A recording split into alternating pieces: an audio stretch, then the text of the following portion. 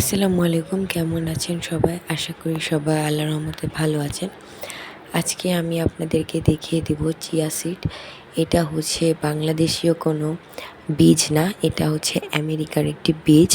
এতে অনেক পুষ্টি গুণাগুণ আছে, আমরা অনেকে খেয়েছি, দেখেছি। তো আমি এটা নতুন খাচ্ছি, তাই ভাবলাম আপনাদের সাথে শেয়ার করি। কয়েকবার খেয়েছি, তারপর ওর বাবা অল্প করে নিয়ে আসছিল, তারপর এখন একটু বেশি পরিমাণে নিয়ে আসছে। তা আমি প্যাকেট খোলার আগে আপনাদেরকে দেখিয়ে দিচ্ছি।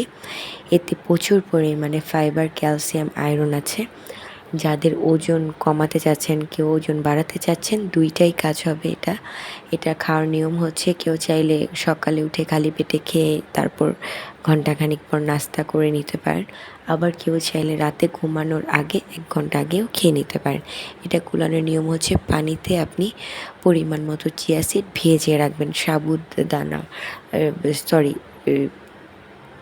ছোট ছোট আছে না, তুকমা বলি, যেটা ভুসি বলি, ওরকম টাইপেরই এটা ভেজাতে হবে ঘণ্টাখানিক। ভিজিয়ে রাখলে এটা হচ্ছে আপনার মানে পরিমাণ মতো পানিতে এটা ভেসে যাবে, মিক্স হয়ে যাবে, তারপর এটাকে আপনি খেয়ে নেবেন।